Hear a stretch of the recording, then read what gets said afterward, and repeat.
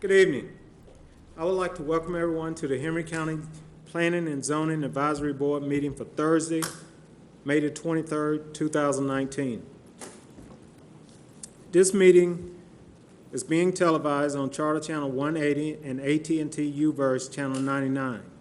It will air daily at 1 p.m. with an additional airing on Thursday at 7 p.m. A video is available on demand on the county website. Please turn off all cell phones and laptops and set them to vibrate. Anyone wishing to speak tonight, please fill out a public hearing speaking card. A total of 10 minutes will be allowed for anyone speaking in favor of a case, 10 minutes for anyone speaking in opposition of a case. For example, if 10 people wish to speak, they must share the 10-minute slot. When you are speaking, please face the board and address us directly, not the audience. If you turn to speak to the audience, the board will assume you are finished, and we will move on to the next speaker. At this time, we'd like to have the invocation and the pledge by Mrs. King. Please stand. Gracious God and Heavenly Father, we invite your presence here with us tonight. We ask that you bless our state, our county, and our homes. And we look for truthfulness and clarity in all of the presentations and decisions that are made tonight. In the name of the Lord Jesus Christ, I pray. Amen. Amen. I pledge allegiance to the flag of the United States of America and to the republic for which it stands, one nation, under God, indivisible, with liberty and justice for all. This meeting is now called to order.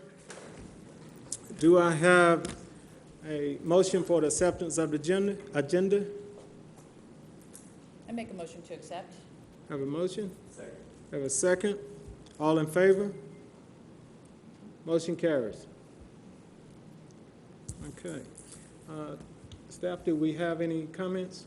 Yes, sir, Mr. Chair. I just want to state that the rezoning request and the comprehensive plan request for John Jordan Hecht Walker, PC of Stockbridge, for property located east of Highway 1941 and west of Old Highway 3 and Old Griffin Road will not be heard tonight, and that it will be re-advertised for another meeting. Okay. All right. Thank you. Okay. Well, if that's still all the comments, we'd like to call the first case, please.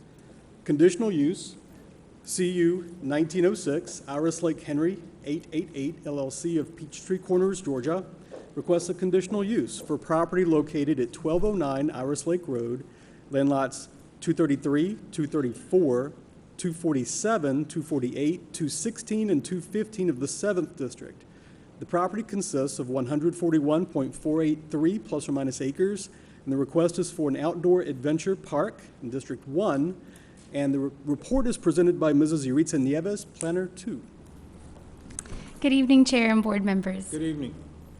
This conditional use request is for property located at 1209 Iris Lake Road, as highlighted in green in your exhibit books and as seen on the overhead. The conditional use request is to allow outdoor amusement on the subject property.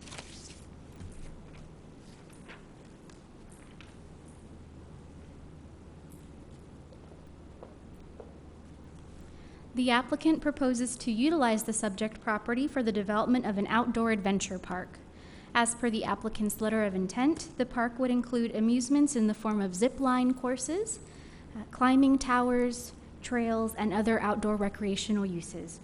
In addition to the recreational uses, the applicant proposes to develop 20 rustic lodging units in the form of cabins and tree houses, each of which will have its own bathroom and be on a septic. The existing structures on the property would be used to support the proposed use in the form of clubhouses, meeting spaces, offices, and other supporting uses. The recreational activities proposed are permitted by the ULDC with an approved conditional use. Any lodging facilities must comply with ULDC development standards for RV parks and campgrounds. So staff has evaluated the applicant's request and recommends approval with 7 conditions, which I'll place on the screen.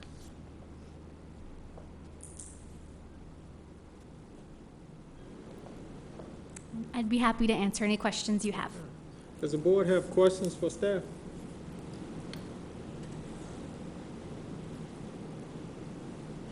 Any questions? Okay.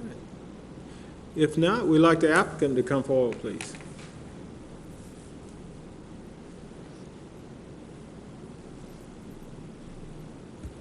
Sir, please state your name and address for the record. Okay. My name is David Bursell. I'm with We Partner, and the business address is 7094 Peachtree Industrial Boulevard in Peachtree Corners, Georgia. Can we give our presentation up here? So I have with me also this evening, where'd you go? Mr. Michael Holder. Michael is the president of American Adventure Park Systems. They would be the operator of the outdoor adventure park, and we'll have him, if it's okay with you, Mr. Chairman, say a few words about his operation as part of our presentation. Okay, that's fine. Sure. So first I want to take a second and introduce our company. We Partner is a real estate investment and development company. We are, as I said, based in Peachtree Corners in the metro Atlanta area. We are privately owned, and all of the properties that we own are in metro Atlanta. We're a community-focused company that takes pride in the cleanliness, the environmental responsibility, and the community aspects of our developments. We own commercial and residential properties around the region. Here in the city of McDonough, we own a number of rental houses in the Iris Lake Village subdivision, and we have other properties around Henry County and the city of Hampton that we have acquired and are looking at for future development and investment opportunities. We are deeply invested in the county. We're deeply invested in our tenants and our residents, and we really want to do something great for the community here. So our property at Iris Lake, if we can advance that. Okay. Well, I'll talk a little bit about the concept here before talking about the property. So we've been thinking for a while with the Iris Lake property. We've owned it for close to 2 years and weren't really sure what the intent was. This is the old Milner Estate near Iris Lake Road and King Mill Road. As Ms. Nieves said, it's about a 141-acre site that has a 22-acre lake on it, beautiful woods. It's a really special property. And in taking a look at the property and what we'd like to do with it, we really wanted to do something that protected the natural beauty of it, but also was something really special for the community that would create a fun and interesting outdoor recreation opportunity. So last year, in doing our research on what we'd like to do here, I came across historic Banning Mills in Whitesburg, Georgia, in Carroll County, and called up Mr. Holder and explained who we were and what we were. And we've been talking many times. We actually had a company retreat out at Banning Mills last fall. It's a really special and exciting place. If you haven't been, I would encourage you to visit. And it really combines a lot of great elements. You've got the outdoor adventure, the natural beauty, and really just being out in nature. We really believe as a company in getting people out in the community, not having people sit in their houses and stare at electronic devices, especially kids. And this was a really fun opportunity for us as a company to get away from the office, go out in nature, do something fun, do something that frankly a few people were scared of doing, but they had fun anyway. And we really came away from it saying, this is what we want to do at Iris Lake.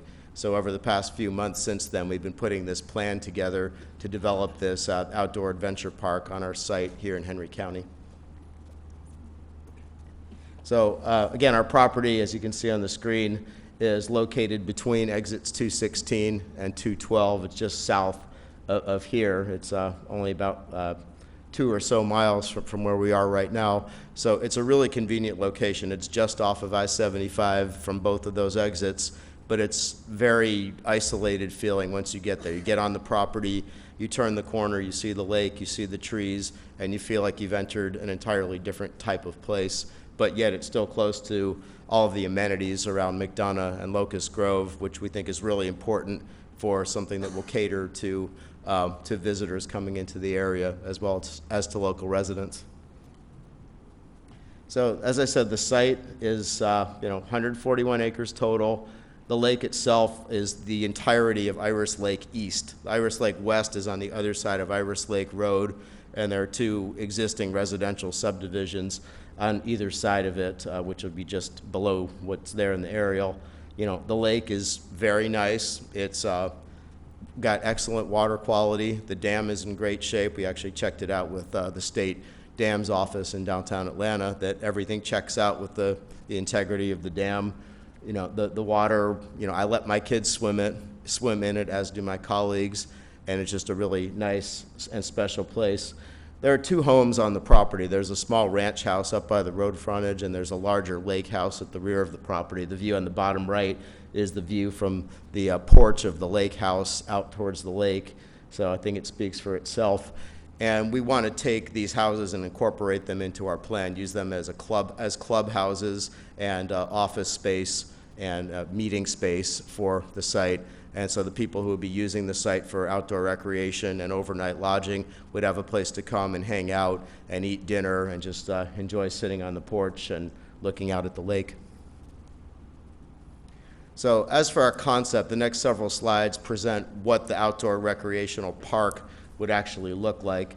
It's kind of hard to see on here, but you'll see it in the next slides, that we're proposing 2 different zip line courses. One would be an extreme zip triangle that goes with the 3 different lines over the lake.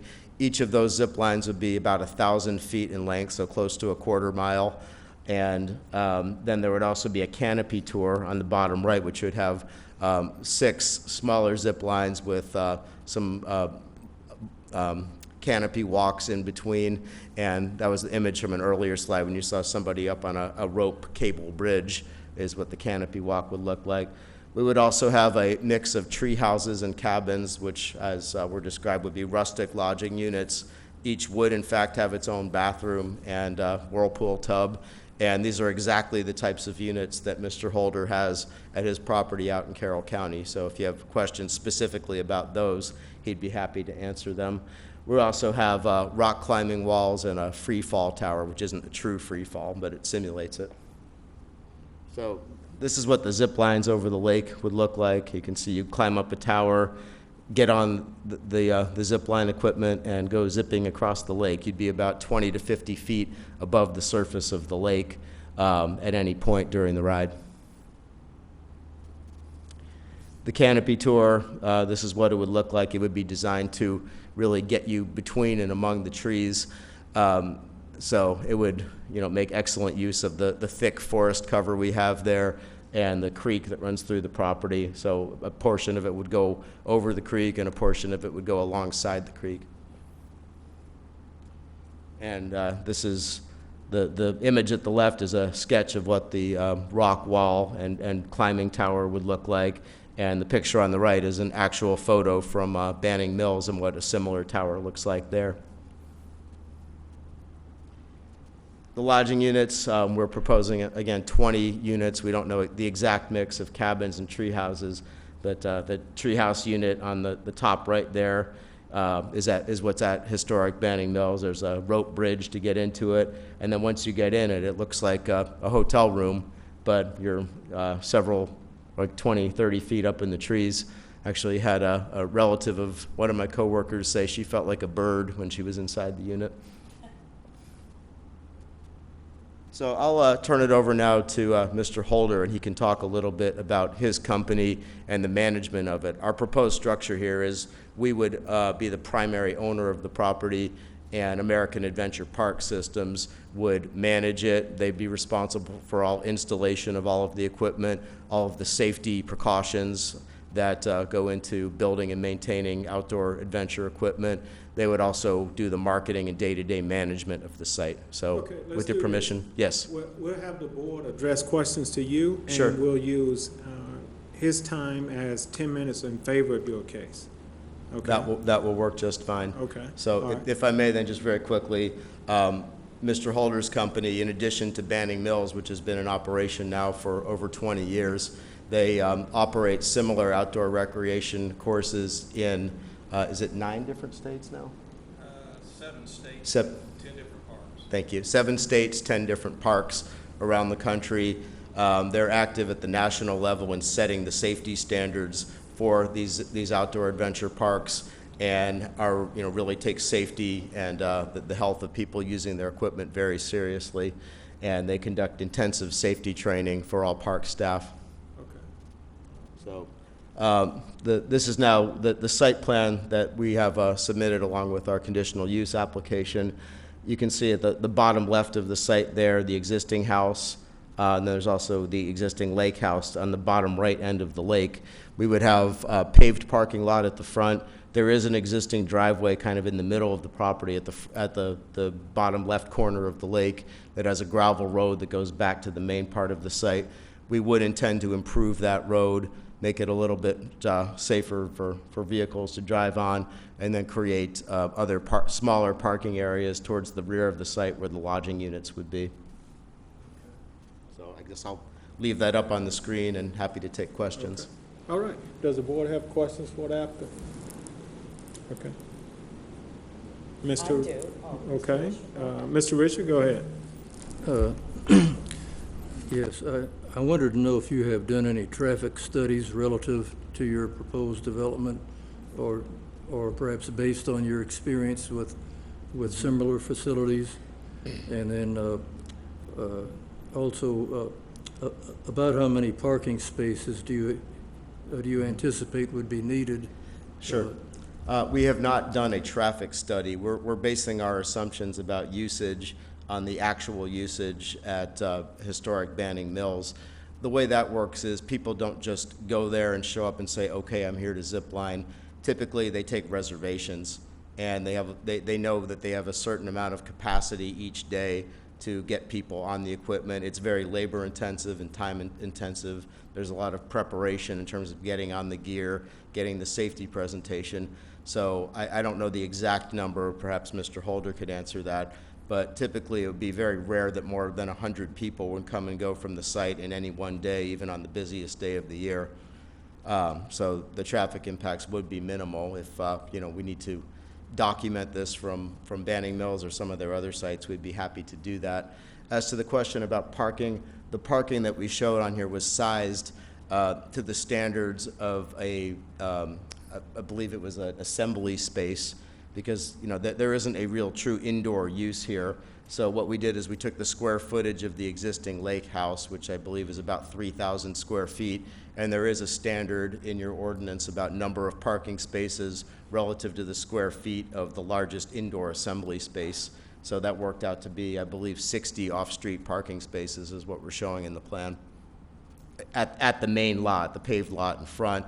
As I said, the gravel drive would lead to additional parking near the lake house at the rear of the site. Any other questions, Mr. Richard? No. Okay. Ms. King? Seasonal or year-round open?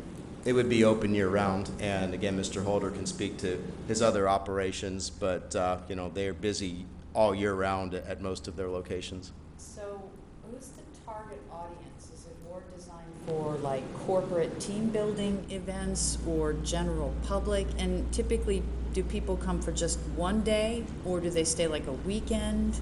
I think at this point it would be appropriate to have Mr. Holder step in if we're asking we'll wait. questions Well, about because operations. we'll- Okay. Yes. I'll come back. Sure. All right. We have food service there? We would not have a kitchen. We would envision having, the opportunity for people to order in food, and then, the outdoor lodging units, we would have, fire pits available to them, but it wouldn't be a restaurant per se. Any additional questions? Yes, Mr. Brown. The units that you're going to have, they're not going to have kitchens inside of them? No, it's like a small hotel room. So if we can, I'll go back to it's the image on the bottom right. I know you can't see all of it, but there's, a bed, a sink, and a toilet, a shower, and a tub. And there wouldn't be a kitchenette or anything in the unit. But again, these are rustic units, like you're at a campground. So there'd be an opportunity to cook out or, bring your own food, or again, being so close to both McDonough and Locust Grove as it is, an opportunity to order in food. We wouldn't rule out having, some sort of food trucks come for the site if that's what we need, but we do not want to go through the process of having to have a full-service commercial kitchen on the site. We don't think that's necessary here. Okay.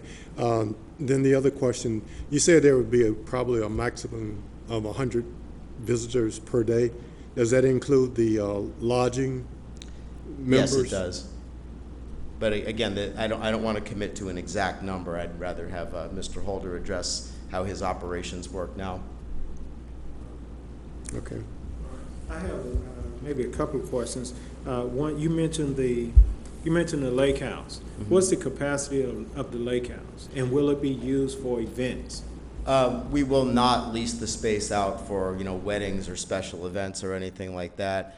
It will have meeting rooms that could handle corporate groups that are coming for smaller events like that, but it would not be designed for events of more than 25 people. The lake house itself is quite large. If I go back to that image, that porch you see out there was set up for a lunch with about 20 people at it. And, we may look into expanding the porch so it can accommodate even more people than that, because that's where people would come in the morning if they're staying in the lodging units to gather and prepare for the day. Okay. So the lake house, the max capacity of the lake house would be approximately? You could probably, just as it is now, it's a big open room, probably get about 50 people or so in, the main living room, which is attached to that porch that you see there. But we would not use the bedrooms in the lake house as lodging units. We would use them as meeting rooms, or possibly as spa treatment rooms or things like that. Okay. All right. And I think you mentioned it. Who actually regulates the this type event? I think that would be a question for Mr. Holder. Okay. All right. Okay. Do we have any additional questions? Okay. And Mr. Richard? Yes, what would be the hours of operation? Would this be a 24-hour operation, or Yeah. say open till 10 o'clock at night, or, Yeah, so the lodging obviously would have to be an overnight operation, but at Historic Banning Mills, they actually close their gate at nighttime, and obviously you're not going to zip line it in the dark in the woods, so that stops before sundown. But again, Mr. Holder can answer the specifics about that, but they do close the gate at a certain hour and not let people in or out. All right, any additional questions for the applicant? Okay. Well, at this time, we'd like to allot 10 minutes for anyone wishing to speak in favor of this case. And- Thank you. Yes.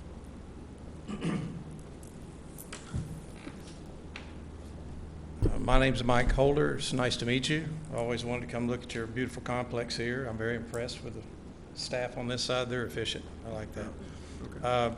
We have been in the zipline business now for zipline and adventure park business for about 20 years. We were doing it long before anyone else in North America was doing it. I learned to build zipline and rope bridges in the Army at Fort Benning. I was in the Ranger Battalion there, 3rd Ranger, and started flying after that. I wised up a little bit and started flying for the Army, and ended my career at Dobbins Air Force Base in the Guard. So I spent 24 years, counting 14 years in the Guard, serving the state of Georgia. I'm homegrown, and we also are partners with DNR. We build and operate the parks for Amicalola and Unicoi and Alabama State Parks, DeSoto, Gunnersville, Wind Creek, the Myrtle Beach Authority. We do the big park in the middle of Myrtle Beach, and 2 in Kentucky and other parts of the world. And we help design and build other parks for other people too. We kind of learned things the hard way. There was no one to learn from, so we had to do a lot of trial and error. And we think we came up with a real good plan because everybody emulated us. There's probably 2,000 parks in North America now, and we knew there was fixing to be a lot of regulation and a lot of things coming down on us, so we became part of the ASTM program that developed the rules and regulations for the aerial parks and zipline business. Our engineers in our department helped write the state programs that are operating now that are coming online. Georgia does not have a regulation code yet. It's coming though. It'll be in the next couple of years. Tennessee just came online, Kentucky, South Carolina, Maryland is next week, Florida, and of course California and New York. They have programs. They're just mostly about big fees though. They don't really have anybody that comes out and looks at the park. They have someone like me come and look at it and give them a report. I'm a level 3 inspector, certified by ACCT. I'm the chair of the certifying board for the world for ACCT, and I am a voting member of ASTM 2959. Any questions? I know there's a couple I don't remember that I need to answer. Well, let me say, typically, we don't address questions for someone speaking in favor of the case, but there's an exception today, being that you have all the information we need. So I'm going to ask the board to, if you have questions, go ahead. I know earlier he said that the dam had been inspected and is of good quality. There's a lot of construction that's going on in this particular area here with warehouses and things like that. How do you check the water quality to ensure that it's at a safe level for people to be around? Well, that's not something we'd normally check as running the park. There isn't an established swimming area there yet, correctly? Is that correct? But the lake quality itself is checked by the state. You could have the state health come in and check the water. We do it out at Banning Mills every now and then, but it's usually for wildlife, not usually for people being in it. Usually if it's good for wildlife, people can canoe and boat and things like that in the lake. So the inspection process is not done by your the company that you represent, nor is there, No. nor do we have regulation currently in the state that would regulate an event like that you have planning. The state EPD would make sure your water quality is good. They can be called in to check the water too. But there's not a program in place now for checking water quality in the lakes. Swimming pool's a whole different story.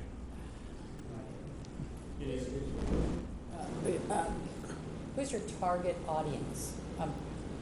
Corporate team building events, general public? How long do normally people stay?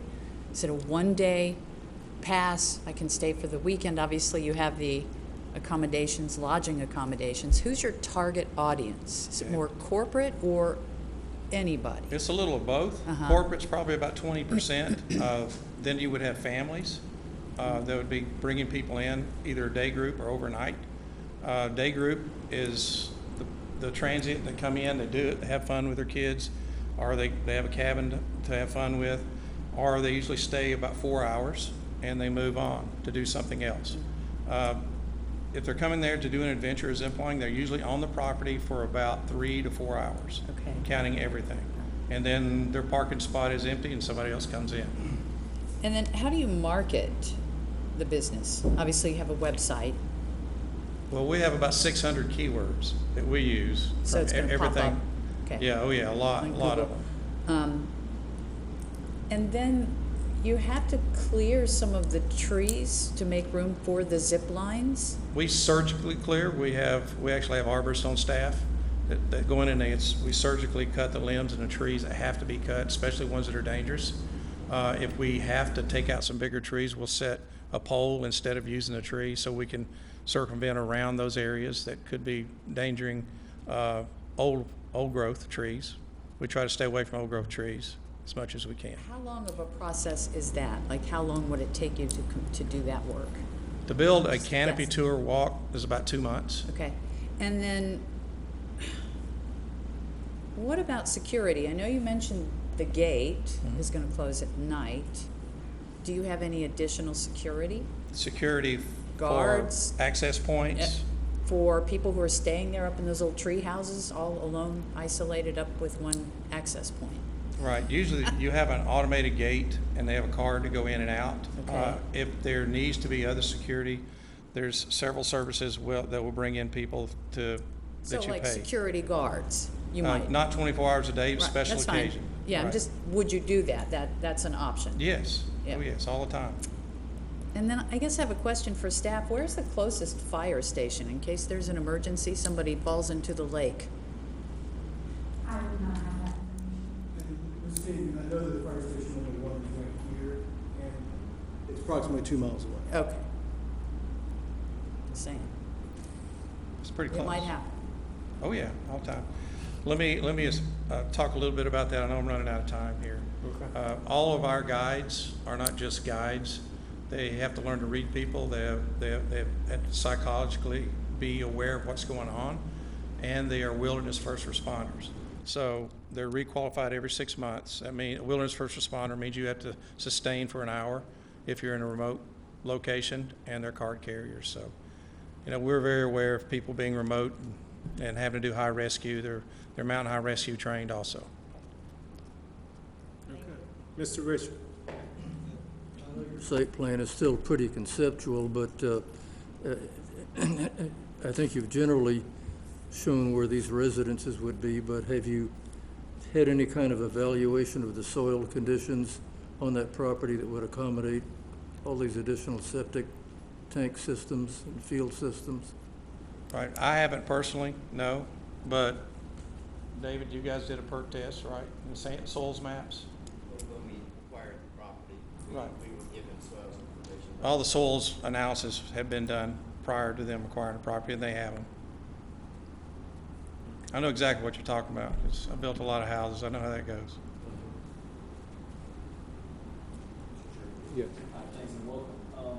You had mentioned earlier there were some regulatory agencies that you volunteer with, and you sit as chair on a few different organizations. Mm-hmm. The ASDM, can you tell me what that is?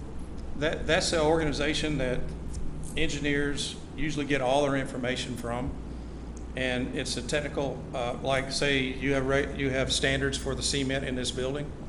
They quote from the ASTM ANSI and the ANSI standards for those standards, and it's a locality type thing. And the IBC building code, International Building Code for all areas are drawn from ANSI and ASTM standards. Now, So this is a resource of information. Is it also a regulatory agency to where they would send someone out to inspect it after it's built? no, that's local. That's They local. pull from those standards to make the local inspectors know what to inspect. They'll cite, the local inspector will cite the framing ANSI code for a building that's a residential building that's 3-story, and it has to have 2x6s every 1 foot instead of a standard 16 on center. That comes from an ASTM standard. Gotcha. You had mentioned also in your statements earlier that you said Georgia does not have something, but Tennessee does. Tennessee does, yes. Tell me what it was that Tennessee has that Georgia doesn't have in regards to this. The different states go through their different departments. Kentucky is Department of Agriculture. Tennessee is Parks and Recreation. And they pick different ones which best suits the state itself. And they're using ACCT, Association Challenge Course Technology Inspectors and Standards, to be able to set their staff up and be able to go out and look and know what they're looking at. Normally they'll pick someone like us to come in and educate them on that, or do the inspection and sit down with them and show them what it's looking like. The reason it's such a weird animal is because inspectors are not used to climbing up in trees, putting their hands and fingers in the little joints and feeling the cable. That's something they don't normally do, and that's something you have to do as an aerial park inspector. You got to put your hands on everything. Do they issue a certification that you have to get your insurance and to open to the public? Or is it basically a standard you refer to when you design it and build it, but after it's built, is that it? Right. Or No. Almost all insurance agencies now that issue insurance for this type of activity require an annual inspection, and any negatives worked off within 30 days, and they have to have a copy of it before they issue a new insurance certificate. Now, a lot of states are requiring that copy also. just want to make sure if we're dangling people up in the air on Right. wire that. Yep, exactly. We know what you're talking about. Thank you, appreciate it. Yes, sir. Okay. Mr. Richard? I think this is a question for staff.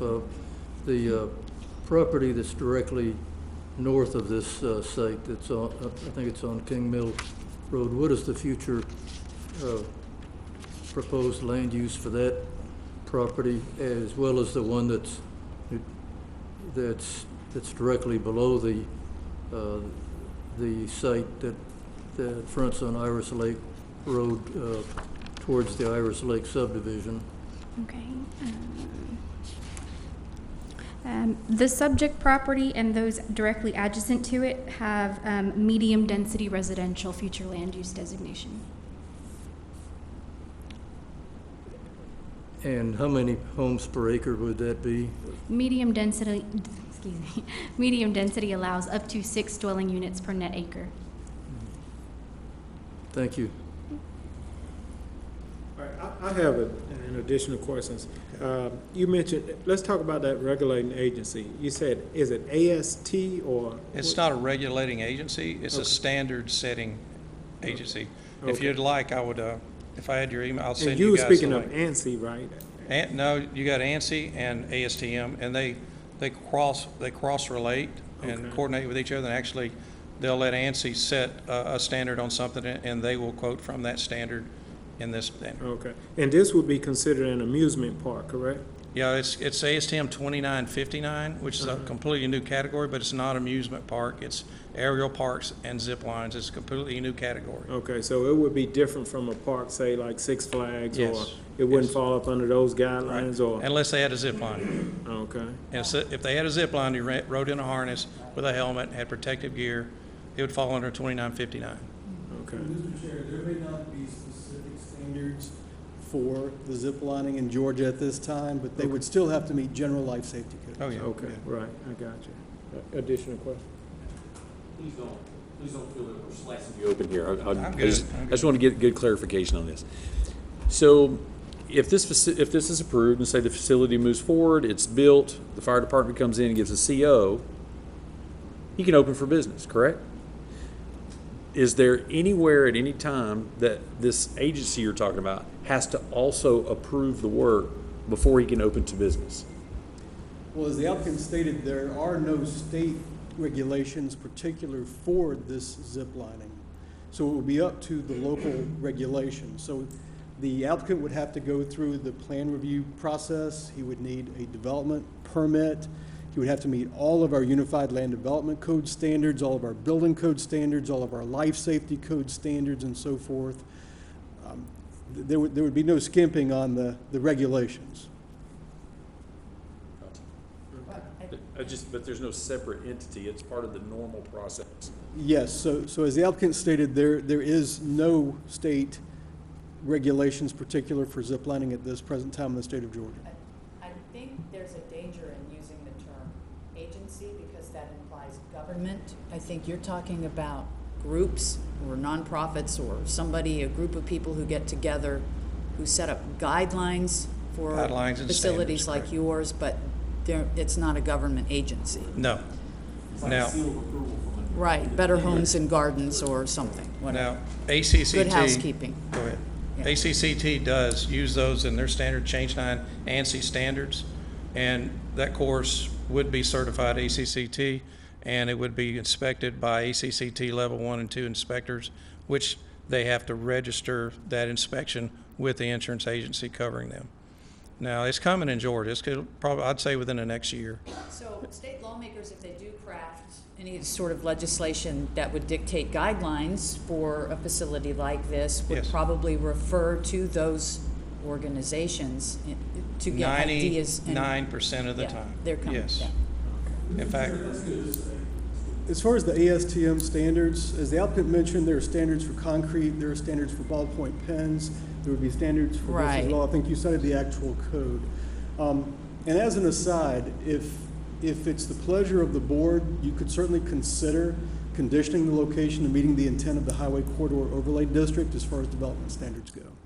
I'm sorry, say that again. You could certainly consider, if it's the pleasure of the board to approve this request, you could certainly consider a condition that would require the applicant to meet the intent of the Highway Corridor Overlay District.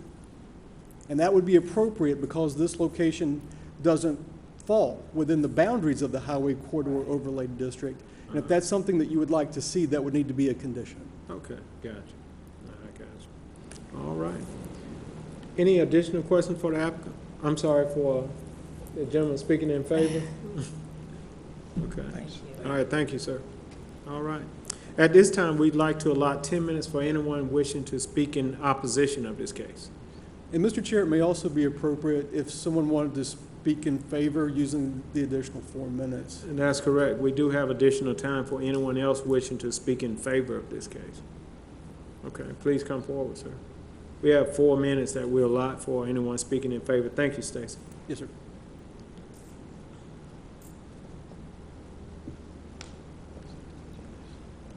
My name is Tim Housecombe, Keller Williams real estate agent, working for a piece of property that's 50 acres. Inside of this property, it's L-shaped around. I don't know if you can do that. See that piece there that comes out with that lake on it right up from there? Mm-hmm. It's right with it there. And yes, that one there. And it's 50 acres. And we've actually checked for to hook into the sewer there.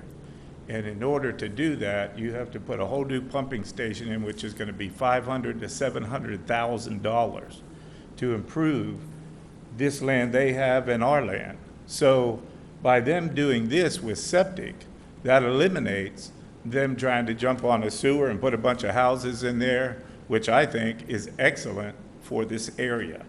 Also, I just spent 3 hours with the owners of this property. They know I was coming, and that what they're getting ready to do seems like would fit right in there without any problems with the 50 acres that they have.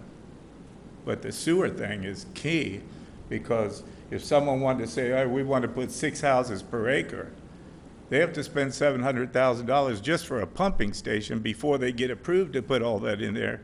It's not going to work out. So that being the case, this is a perfect thing to put in there with about 20 septic tanks, I think is what I heard right. And it'll fit perfect in there. And it'll keep, the woods around and keep the area like it is. And the traffic there, because I'm there, I was just there today, I'm there all the time, is very minimal. So for them bringing in those cars, it's not going to be a big thing. And where those warehouses are that they're putting all around that area right there, they're really not going to be people running in and out of them warehouses. They're going to have, trucks going in and out certain ways. But it seems to me like this is a very genius idea and very fitting to the area. That would be good. So. Okay. Thank you, sir. Okay, we have approximately 2 minutes. Well, a minute, 54 seconds. Anyone else wishing to speak in favor of this case? Okay. If not, we'd like to allot 10 minutes for anyone wishing to speak in opposition of the case.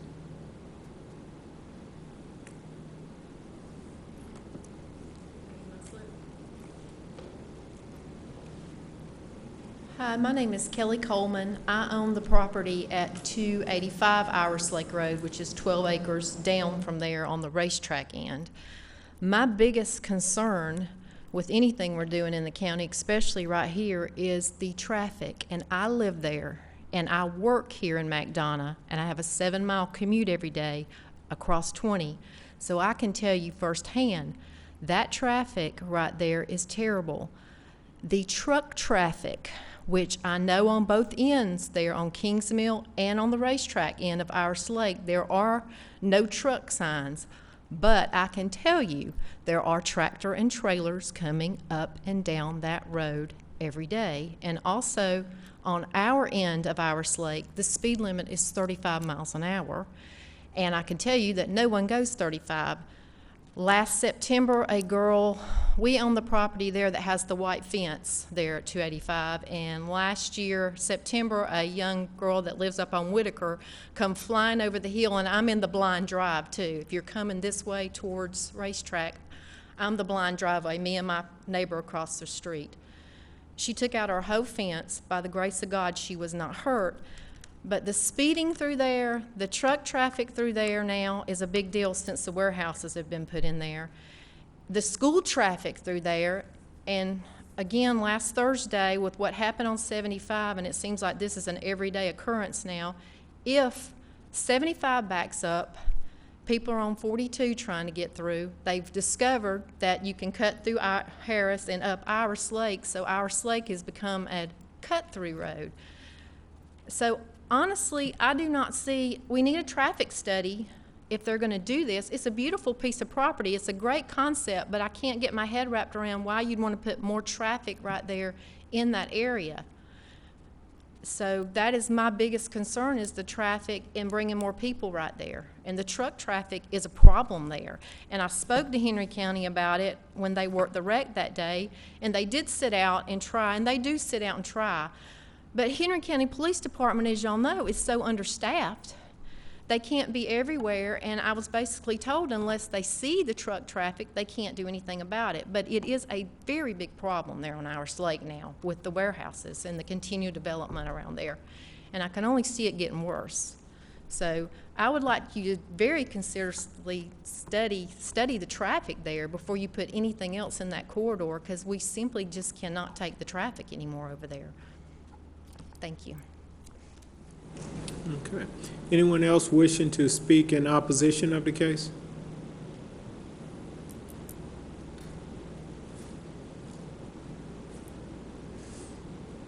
Please come forward, state your name and address for the record.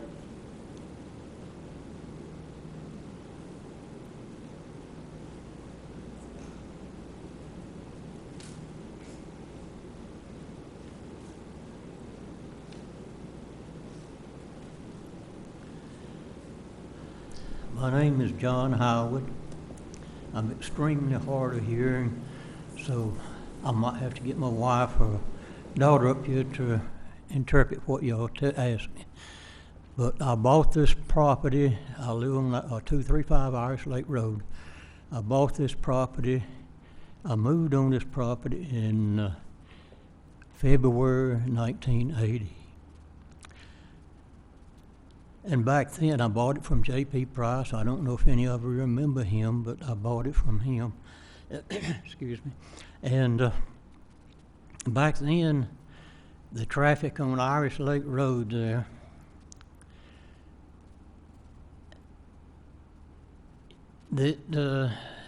what would happen, the traffic for a week on Irish Lake Road there would probably take place in 10 to 15 minutes today. The traffic is terrible. And as y'all are rezoning and building things, and you need to really, really, really consider the traffic. See, the infrastructure is not keeping up with what y'all are doing with the building of the warehouses and so forth. You're not maintaining the roads that we've already got. They're full of potholes, they need resurfacing, but you're building more roads and bringing more traffic in. Now, most any day of the week, you can go up and try to get out on Racetrack Road. And 2 or 3 times a week, it'll probably drive back up all the way up to my driveway, which is 1/4 mile. It'll back up that far for people trying to get out on the Racetrack Road. It's Irish Lake is just a little family community road, and it can't stand any more traffic like they're proposing. This traffic would come from all sorts, all over the state of Georgia, and that is the main concern. Now, from my corner there with Tommy Ricks to my corner over there with Neil Tomlinson, Henry County only has a 30-foot right-of-way. They only have a 30-foot right-of-way in that road. And the city of McDonough here a few years back was going to build another road coming in on the top of the hill over there in front of my daughters. And I told them, my wife and I, we have turned down a substantial amount of money for this property. I mean, a substantial amount. And for Henry County to try to get some of it to widen the road or something, that would cost you a substantial amount to do that too. So that is, and folks, when you're doing all this planning and all, you need the traffic. That's the most important thing. It's what it's bringing in, and is the road system going to handle this traffic? Is the roads in such a way that they will handle the traffic? And that's the most important thing that y'all have to consider. this is a good thing, I think. But consider the traffic that it's going to bring in and what it's going to do with the residents in that community. And it's going to be terrible if it comes in like I think that it will. It's going to be terrible for my wife and I, and we're getting on up in age to try to get out and go anywhere. And it'll sort of hamstring us. And I appreciate your time. Thank you, sir. Okay. We have approximately 3 minutes. Anyone else wishing to speak in opposition of this case? Okay. If not, does the board have additional questions for staff or the applicant? I have one for Mr. Holder. Okay, Mr. Holder? I'm guessing you'll bring your own people in to operate the zip lines. How many new jobs do you think you might create? It's going to be in the range of 20, and we wouldn't bring all of our staff over here. We have key people in our sub-company, which is American Adventure Park Systems. The parent company is Historic Banning Mills. It's a nonprofit, and everything technically runs through American Adventure Park Systems. And our engineer would come over, our trainers would come over and train the trainers, and then they train up the staff, and they'd all be local. So we found that. Are those full-time jobs or part-time jobs? There are a lot of part-time jobs, but there is several full-time jobs. Thank you. Probably about 20, in the range of 20 or so. Okay. Any additional questions? Okay. If not, I have a question for staff. Staff, does this warrant a traffic study, or where are we with the traffic study? So, the overhead, please. So the last condition, number 7, states owner developer shall provide traffic data from similar sites elsewhere to Henry County Department of Transportation to determine if any other road or right-of-way improvements are to be required. So the last 3 conditions were received by Henry County Department of Transportation as conditions. Okay, so the conditions are there that dictates if all traffic studies or what need to take place with that. Yes, so DOT will evaluate that information and they will require them to do whatever requirement they deem necessary. Okay. Mr. Richard. Yeah, just a point of information. Of course, Iris Lake a road is built on top of a dam in, I think it was 1995 when Hurricane Alberto, I'm sorry, it was Tropical Storm Alberto hit Georgia, and it seemed like it sat on top of Henry County for about a week, and that caused the dam to break at that time. The road at that time was it was just a dirt and gravel road, and it was on a prescriptive easement, and the county spent a lot of time and effort and cost trying to rebuild that dam, and actually there were some lawsuits against Henry County to rebuild it since it was partly on private property, and so I would be concerned about the entrance and egress into this property, from the dam. There is a rise in elevation as you go southbound, especially, and I think that's something that needs to be looked at very carefully by our Henry County DOT.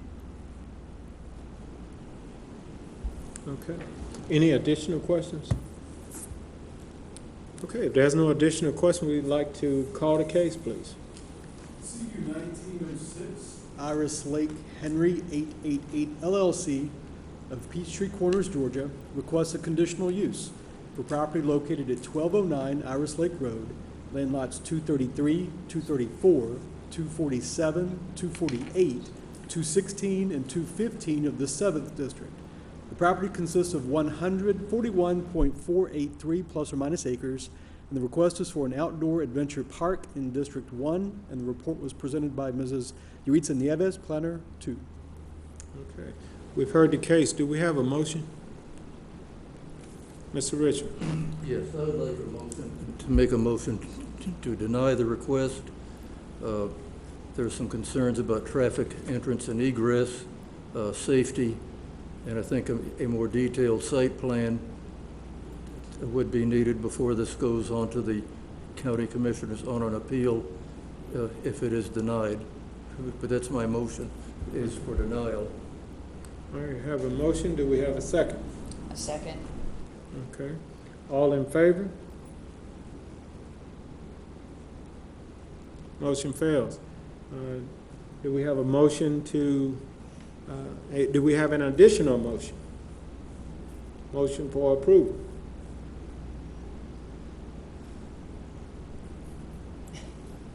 We're stuck.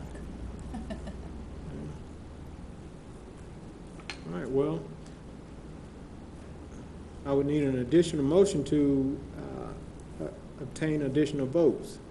That's correct, Mr. Chair, and the fact that you didn't get a motion for approval means that the request is denied. That's correct. And also, I would just like to say, if I could, that the applicant has 30 days to appeal this, and will receive that appeal at the Planning and Zoning Department if the applicant so chooses. Okay. All right, thank you. All right, call the next case, please. Variance VR 1907 Canyon Springs Apartments LLC of Brookhaven, Georgia, requests a variance from development standards for property located at 1873 Jonesboro Road in land lot 110 of the 6th District. The property consists of 7.71 plus or minus acres, and the request is to reduce the number of parking requirements. This is District 2, and the report is presented by Ms. Jewel Richardson, Planner 1. Good evening. Good evening, Chair and board members. Good evening. The variance request is for a property located at 1873 Jonesboro Road. The property is zoned PD within a RM pod. The applicant is requesting a variance to reduce required parking from 446 to 404 to accommodate on-site parking. The applicant applied for administrative waiver to reduce parking only by 5% from 446 parking spaces to 422. This administrative waiver was approved February 15, 2019. With that being said, staff recommends denial of the applicant's request, and I'll be happy to answer any questions. Okay. Does the board have questions for our staff? Okay. I have one question. Now, are you saying the applicant requested a waiver prior to this case? Yes, so the applicant submitted a shared parking agreement, which was approved earlier this year. Then they came in for administrative waiver requesting a reduction in parking, and our administrative waivers were only allowed to reduce it by 5%. So that's how they got the approved waiver, so we dropped it down to, I believe, 400 and, what was it? Administrative waiver for 5% and the shared parking, that actually takes care of the applicant's requirement. It's just that there are other standards that go with the shared parking agreement, and instead of going with that shared parking agreement, the applicant would prefer to request a variance from this board. Oh, okay. However, it's not something that we could recommend approval for because they could otherwise develop. Okay, gotcha, clear. All right. Any additional questions for our staff? Okay. You saying that you don't recommend it because they could develop? Could you explain that a little more, please? Right. So there is a list of what we refer to as varianceable items, and they are typically dimensional standards. So, for example, a certain distance for setbacks and so forth like that. This is not one of those varianceable items.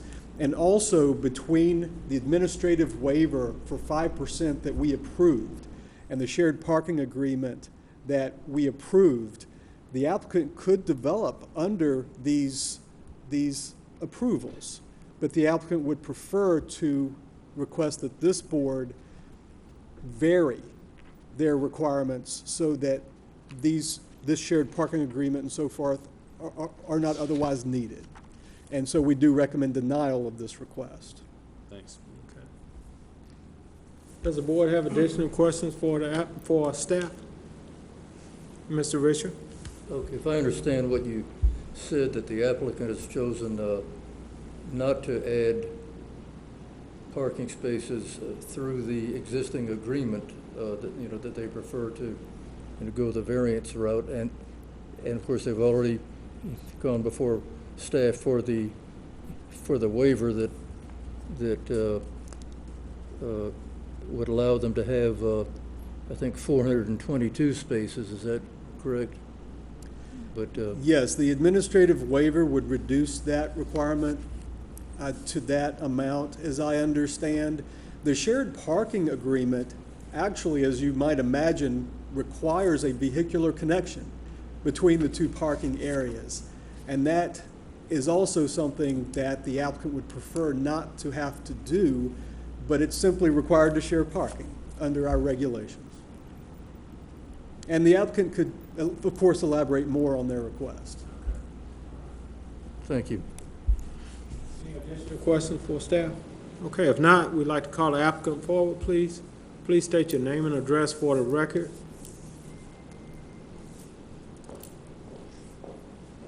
Good evening. Kathy Watts-Jones, and my resident is in 3379 Kyafton Court, Peachtree Corners, Georgia. Okay. And I represent Canyon Springs Apartments. Okay, you have anything additional you'd like to add to staff recommendation? Yes, I would like to go through just a little brief history of the project so you can see exactly what our goal is with the project. So this is a picture of the apartments. Oh, is it upside down? Sorry. There. So what we have here, this is the apartment complex, and then there's a point of entry here to come into the complex. And currently, the total required parking is 446 parks, and we had an administrative variance of 22 cars, and then we also bring down the required parking to 424 parks. So the parking provided on site is 400 cars at this time, and then the shared parking with the shopping center was an additional 24 cars, which would bring down the total provided parking to 424 parks. So the entrance to the project is here, and it comes in as we have one point of entrance, and this is it is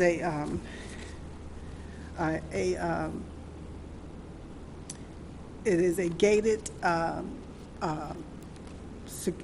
it's a gated community, and we want to maintain the integrity and the security of the gated community. So that's why we're asking for the board to give us to waive 20 parks, because what happens once if we get this if you grant us this variance, then we would pick up 4 additional parks here and take out the gate that's here for the rear entrance into the apartment complex. So then the required parking would still be the 446, and we already have the administrative variance for 22 cars, and so we were requesting a variance on 20 parking spaces to bring it down to 404, which would be the existing parks on site. But our main concern is that this is a gated community, and we do want to maintain the integrity of the gated community. We want to make it secure. We want to make it safe for all of our tenants when they come in. And then with that additional entrance in the back, because the whole complex has a secure gate completely around it. There is an access walk path here to the retail that's also available on site, and that would be a secure access by tenants. They would have some type of mechanism to get in and out of that gate, whether it's a swipe card or whatever. And we also are going to have tenant parking rules and regulations in their contracts, which are going to be strictly enforced. So, so our main goal is to maintain the integrity, the safety, and security of a gated community. And we feel like having this additional point of access will be just a strike against us for that. And we want to make, this is a new concept for Henry County. It's a grand work for future development. This is it's a new urban project that we're bringing in. There's no other project like this in the county that has a lifestyle apartment complex, and so we want to maintain that integrity and the safety and security. Okay. Does the board have questions for the applicant? Okay. I have questions. Now, and this may be for staff. The 5% is based on the shared. The 5% is approved based on the share, which gave you a reduction down to 424, correct? Not quite, Mr. Chair. The shared parking came after the administrative reduction, Okay. which is limited to 5% of the total amount that was required.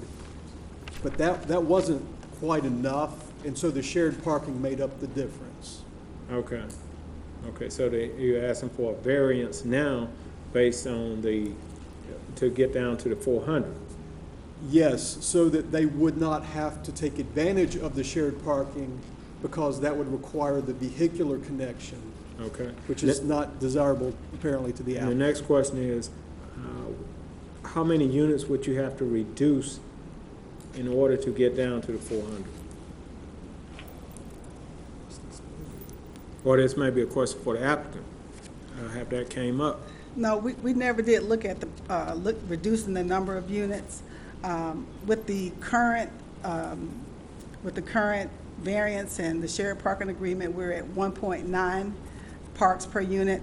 What we're proposing would bring it down to 1.81 parks per unit. Okay.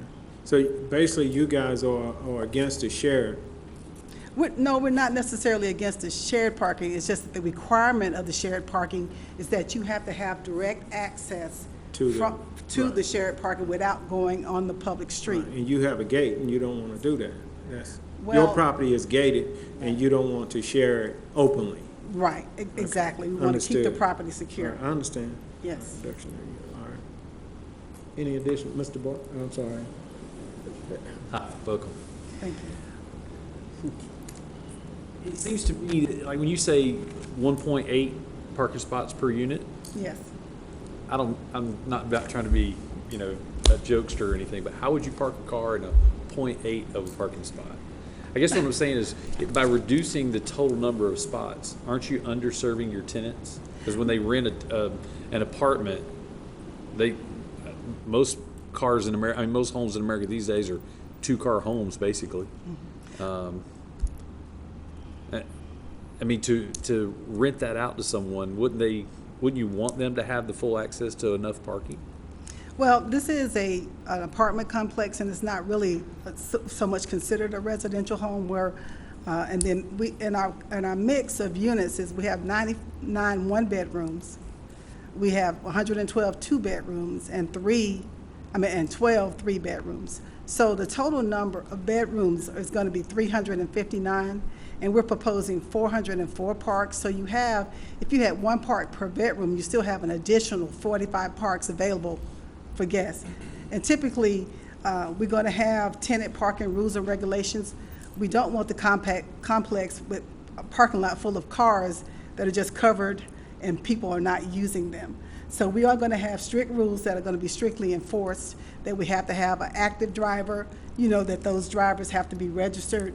So we are going to put in place everything that needs to make sure that this is an active community.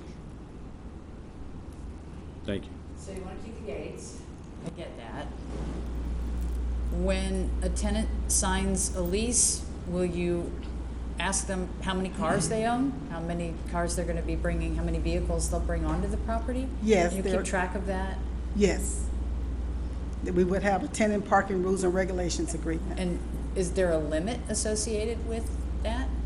I mean, you tell a tenant, do you have a limit? If someone comes and wants to sign a lease, if you can't have 3 cars? Yes, they will be told. I don't know exactly what it is right now, but yes, they will be told. They will have to sign a parking agreement as part of the lease. So what are the parking rules? They're not exactly in place at this point. Mr. Richard? Do you have any plans for compact car spaces that might, it seems like that might help with the overall total parking spaces that you could have there for the apartments? We really haven't looked into the compact car spaces. I don't know what the requirements are for Henry County for compact cars.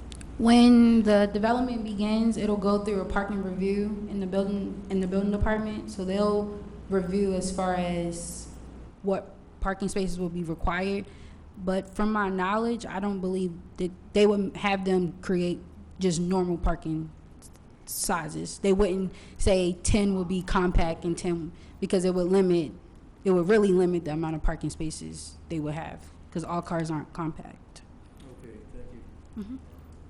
I guess I have to go, Mr. Brown, go ahead. Do any of the apartments have garages? No, none of these apartments have garages.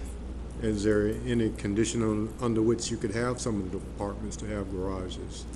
These are resort-style apartments, and they will not be developed with garages.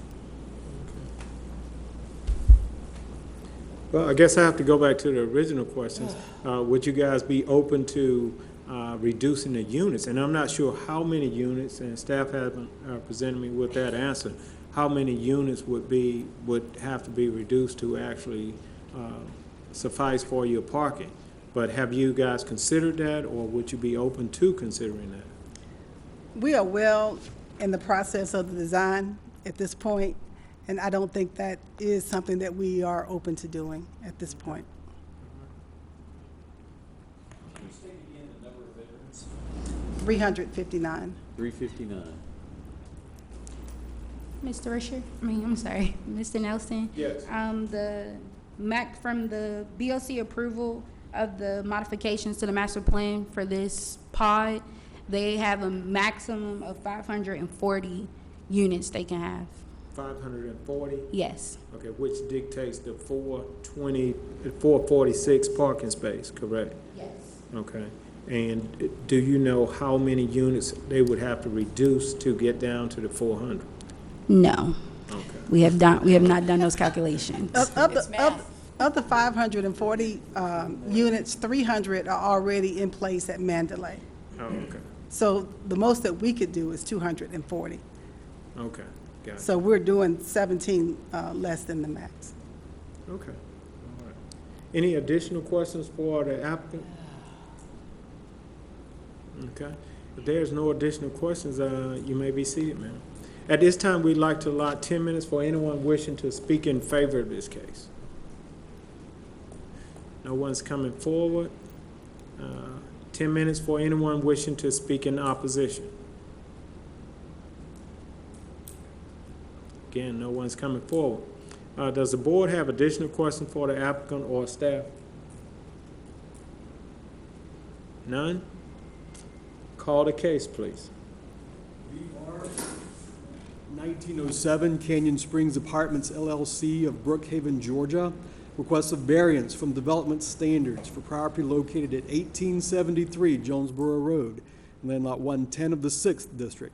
The property consists of 7.71 plus or minus acres, and the request is to reduce the number of parking requirements in District 2, and the report was presented by Ms. Jewel Richardson, Planner 1. Okay. We've heard the case. Do we have a motion? We do, and I'm conflicted, but I'm inclined to ask the board to go against staff recommendation and grant approval of this variance request, VR 1907. Okay. We have a motion and we have a second. Any discussion? All in favor? Motion carries. Call the next case, please.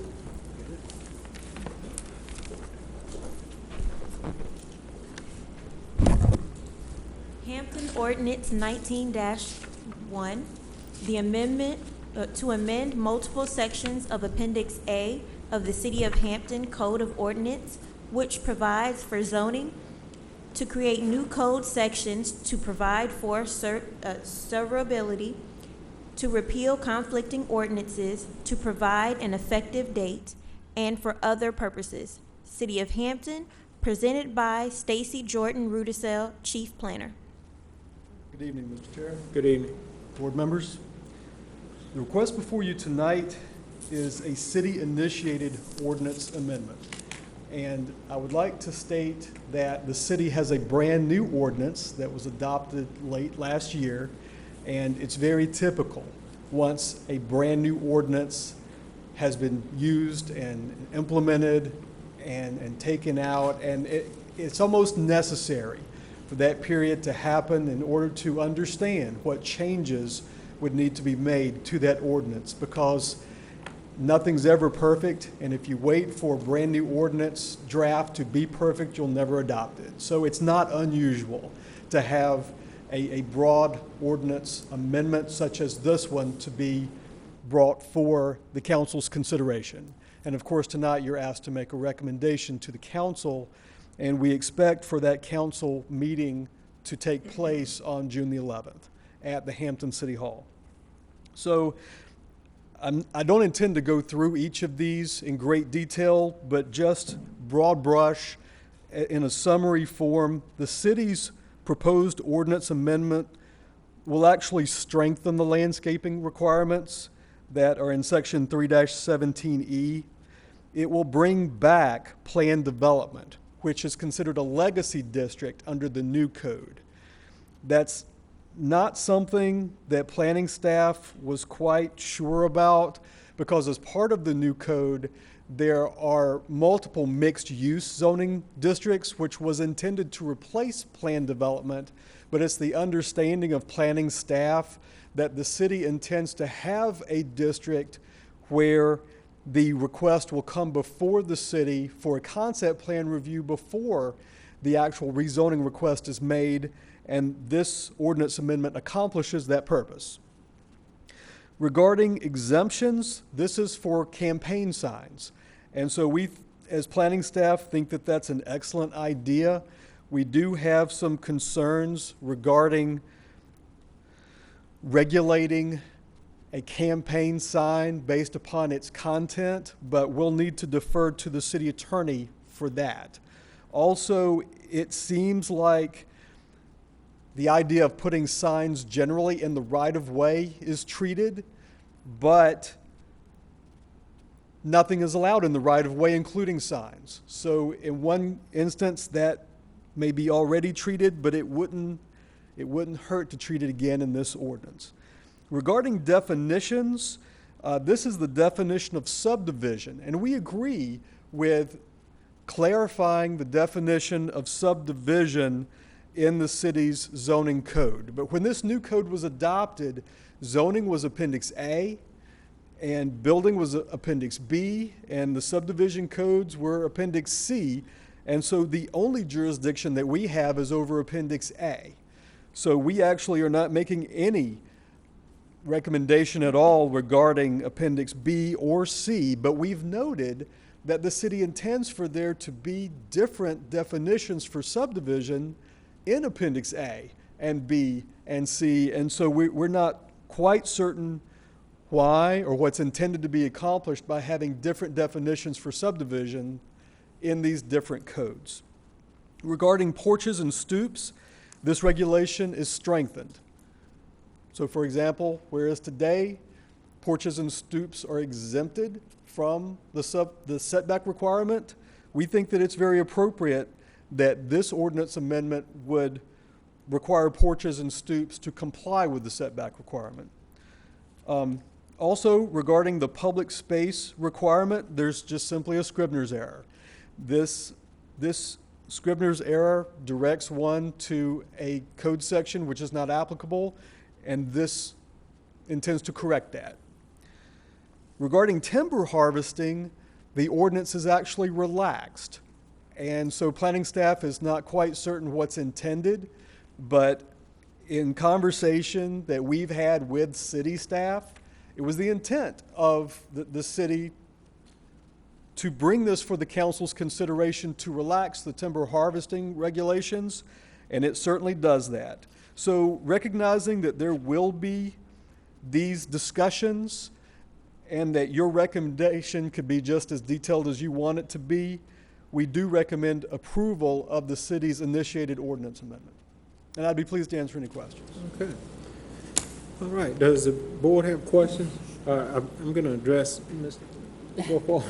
and then we'll get to you, Mr. Richard. Stacey, thank you for the description. I was taking notes as you were talking. You started out this conversation with saying that it was a city-initiated thing. May I ask who initiated it? Yes, so the ordinance says that regarding an amendment to the zoning code, that any agency of the city can request that. And so we had conversation with the Community Development Department at City Hall. And so that has been our liaison with the city, and we received this request from the Community Development Department. And it's planning staff's understanding that this was presented to the city council for discussion before the final draft was sent to our planning and zoning department. For a matter of clarification, if that had happened, there would have been a public record of that because it would have been in an open meeting. And it's my understanding that has not happened. Okay. So I would like to, I don't know if I'm at a point yet where I'd say table this yet, but I'd like to get clarification on at what level the city council and the mayor was involved in this decision and how it got from the community development office to here without their public meeting knowledge or discussion of it. Because there seems to have been a fallout of communication there, Yes, and that makes me leery of this. Yes, sir, Mr. Moore. And let me just say that we as planning staff and I personally have had a conversation with the city manager at Hampton, and Mr. Cohilas said that he had investigated this and that he was confident that the right steps had been taken, but I can't speak to why it's not showing up in the record of the minutes, so I'm just not able to address that. I understand. Moving past that point, the concept here is just that the city of Hampton spent about $100,000 getting their zoning rewritten. I think it was a mixture of a partnership of a grant and matched monies. A lot of effort went into that, and it has not fully been implemented yet because it's just now taking effect. Is that correct? Yes, sir, that's correct. Okay. There's concern that it's being changed before it's implemented.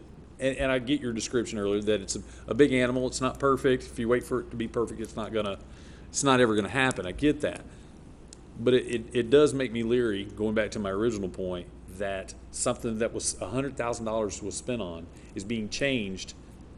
That the city council approved. Now there's a desire for it to be changed, and the city council has not been made privy to it. Not the full council. So. When you say the community development department was your liaison, which that is the proper chain of command through there,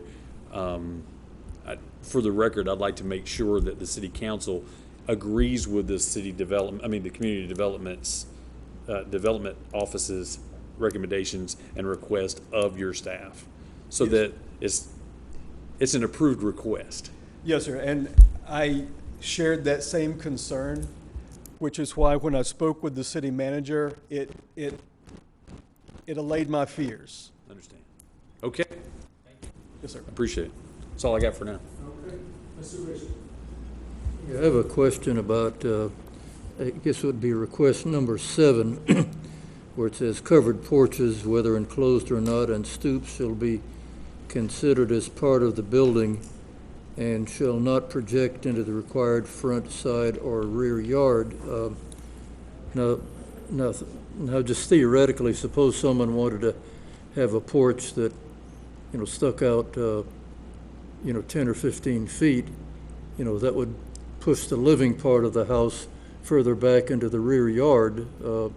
And I know a lot of ordinances have a regulation that allows, say, a porch or a stoop to, say, extend up to 5 feet into the front setback. In other words, encroach 5 feet past the front yard building line, towards the street. And it seems to me that at least theoretically, you could have a large porch that would push the living part of the house back where you wouldn't have any rear yard. So I understand, Mr. Risher. It's been typical for a porch or a deck that is attached to the structure to be considered a part of the primary structure, to be considered a part of the house for the purpose of meeting setback requirements. And so it's my understanding that this new ordinance makes the change which would exempt porches and stoops from meeting the setback requirement. And so it was the intent of this ordinance amendment to again look at porch and stoops as a part of the house for the purpose of meeting setback requirements. And that's not to say that one couldn't apply for an administrative waiver within a certain percentage, but it did seem appropriate to planning staff to require porches and stoops to meet the same setback as the house. well, yes, but it's still not part of the living area. It's really an appendage, to the space that people live in. And as I said, I think it's often been required that porches and stoops can extend past the front building line a certain small number of feet, like 5 feet or 8 feet or something like that, and that would still be uniform with, say, with other houses, in the same block. Yes, sir, and that would still be allowed, but only with an approved administrative waiver. Well, again, going on a case-by-case basis, there might be, some kind of, I guess selection towards, certain people, but not others. So it should be uniform. Yes, sir. I think one way or the other, but that's just my comment on it. So. Yes, sir. Thank you. Any additional questions for staff? Okay. Well, in this case, Stacy, we would like to. I don't think we have anyone from Hampton or applicant here, do we? It's my understanding that we don't, but it would be, since this is a public hearing, to call for comment. Yes. At this point, we'd like to allot 10 minutes for anyone wishing to speak in favor of this amendment. Okay. Anyone wishing to speak in favor? If not, we'd also like to allot 10 minutes for anyone wishing to speak in opposition of the amendment. Okay. Any additional questions for staff? Okay. If not, call the case, please. Ordinance 19-01, to amend multiple sections of Appendix A of the City of Hampton Code of Ordinance, which provides for zoning, to create new code sections, to provide servability, to repeal conflicting ordinances, to provide an effective date, and for other purposes. The City of Hampton, presented by Stacy Jordan Rudisell, Chief Planner. Okay. We've heard the case. Do we have a motion? Mr. Chairman, I do. First, I would like to make a polite statement. Staff, you guys do an amazing job, okay? Y'all have been asked to give a recommendation on this, and you did your part. But in light of that, I believe, because I've been a councilman and I've been a mayor, and I know that they want this at their level to have the scrutiny over it, especially in a public meeting, I'm going to make a motion to respectfully go against staff's recommendation and deny this on the grounds that it needs to be presented to the council in public. And then if they send the package back to us, then we'll vote on it. So we have So a my motion. motion is to deny it on those grounds. Okay. Do we have a second? Have a second by Mr. Risher. All right, any discussion? Okay, all in favor? Motion carries. Thank you. Okay. Call the next case, please. Mr. Chair, the other cases were tabled. Oh, so okay. This should be the end of our agenda. Okay. All right. Have a motion to adjourn. Second. All right. So be it.